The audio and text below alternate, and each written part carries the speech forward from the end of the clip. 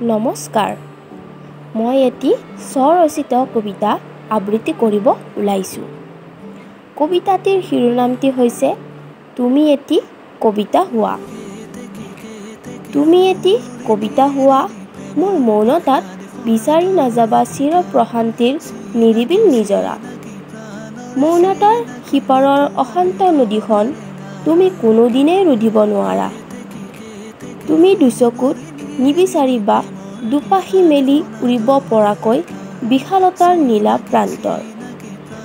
মোৰ দুচকুৰ হাজাৰ সপোনক তিয়াই প্ৰতি নিশাতে সৰি থাকে বিষাদৰ মৰহা নিয়ৰ।